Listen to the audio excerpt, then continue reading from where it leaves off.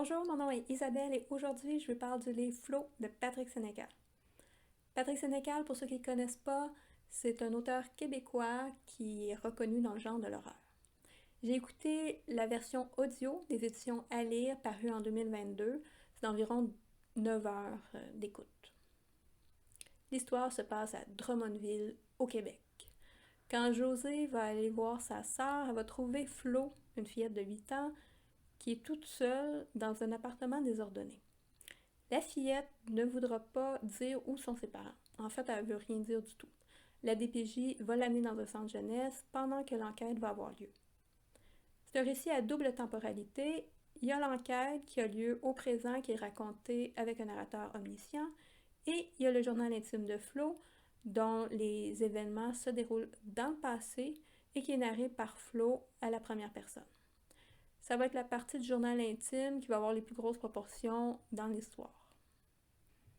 Il y a deux narrateurs, Dominique Lorange, qui lit la partie de l'enquête, et Nadine Brière, qui est remarquable dans le rôle de Flo, qui lit son journal. J'ai aimé l'alternance entre l'enquête et le journal intime, ça l'amène du suspense.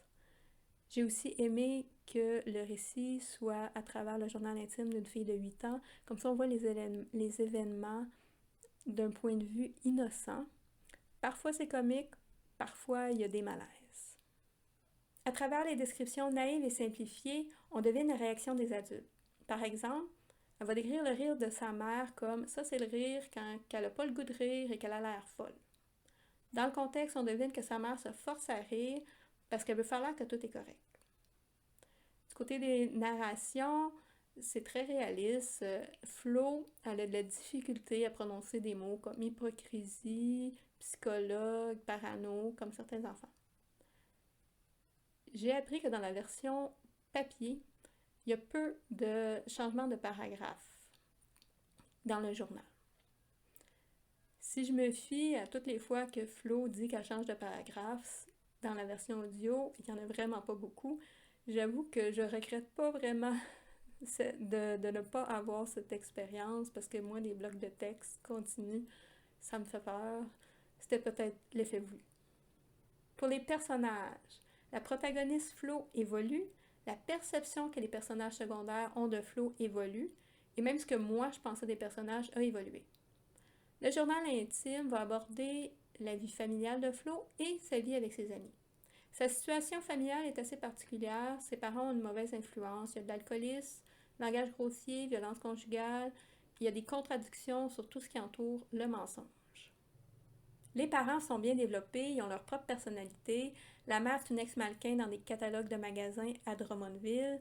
Elle pense que si elle n'avait pas eu d'enfant, elle serait encore mannequin. Donc, elle a des regrets et elle boit ses regrets. Le père, c'est un propriétaire d'un dépanneur. Il est complotiste et parano. Flo comprend pas trop quand il parle de COVID qui a été fait par le gouvernement chinois.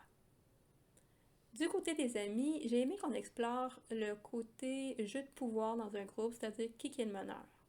Dans le groupe de Flo, le meneur va décider à quoi ils vont jouer. Au début, ça va être Emma parce qu'elle a une grosse maison, donc il y a beaucoup de divertissement chez elle. Et Flo va être tannée que ce soit toujours elle qui décide, donc elle va essayer d'être la meneuse. Flo évolue ou régresse à cause de son apprentissage. Les adultes vont lui apprendre la signification de certains mots et tout au long du récit, elle va réfléchir à son nouveau vocabulaire et l'utiliser à son avantage pour se justifier. Et elle va croire à ces justifications-là.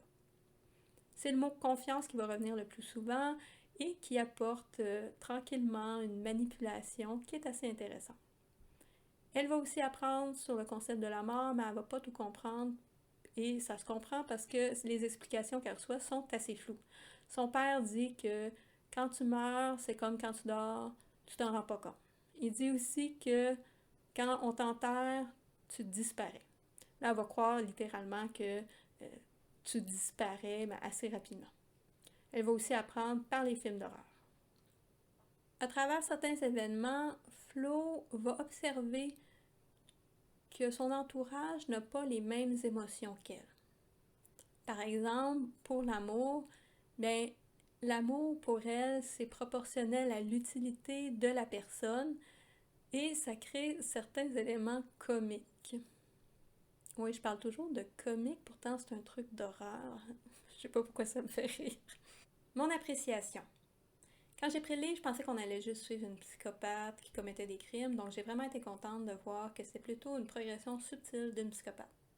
Dans les livres, je préfère le côté psychologique au côté sanglant, pas parce que ça me dégoûte, j'écoute des films un peu sanglants.